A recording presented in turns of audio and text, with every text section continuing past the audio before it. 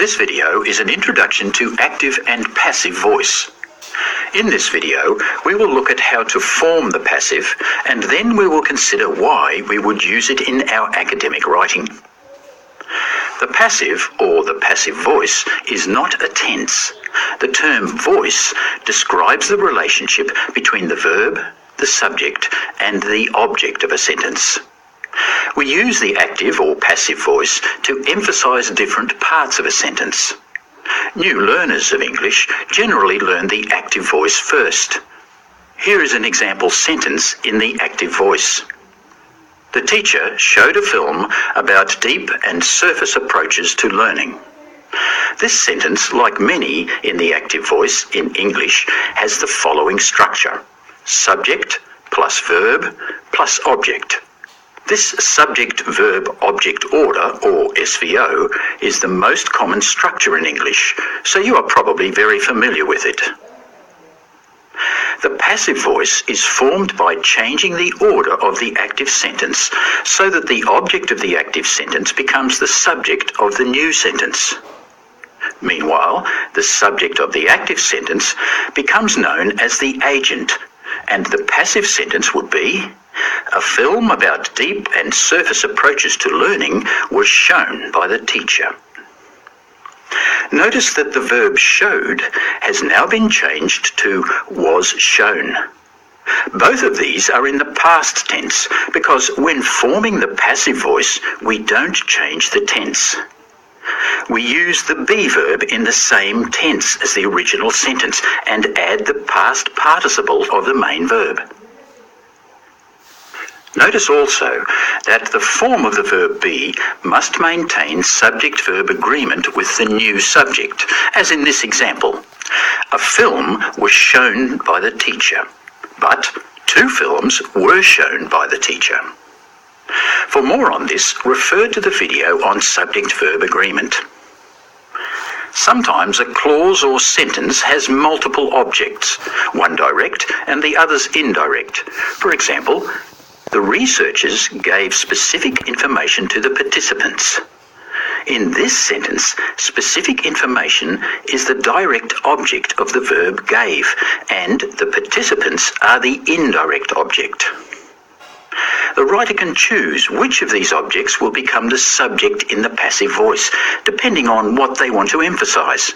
For example, specific information was given to the participants, or the participants were given specific information. Did you notice how the form of the verb be changed in each sentence to agree with the subject? Now that we know what the passive voice looks like, we need to consider when and why we would choose to use the passive voice instead of the active. First, it is better to use the passive voice when we want readers to focus on the result of an action rather than the person or thing that is doing it.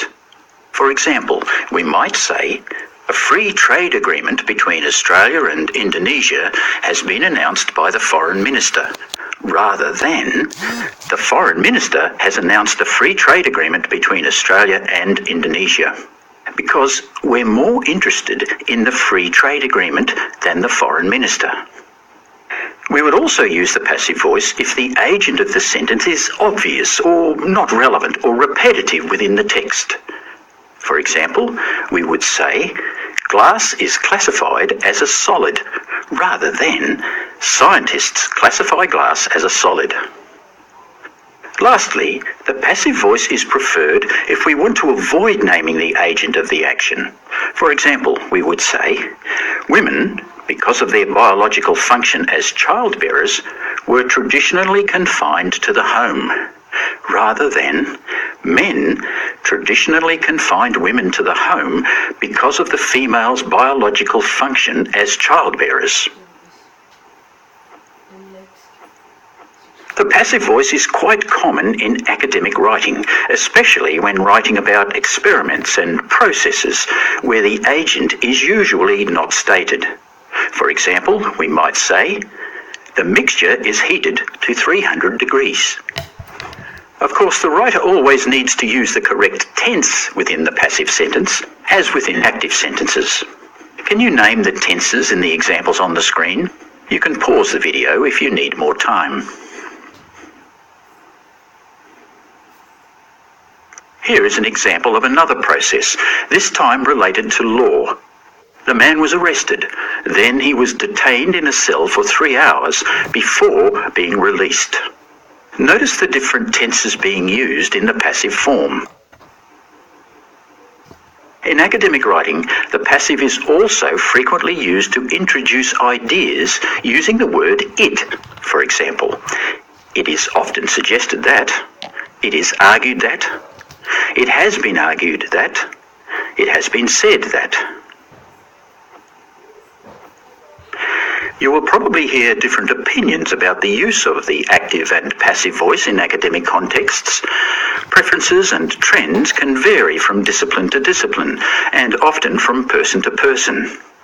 Certain types of text use the passive more often than others.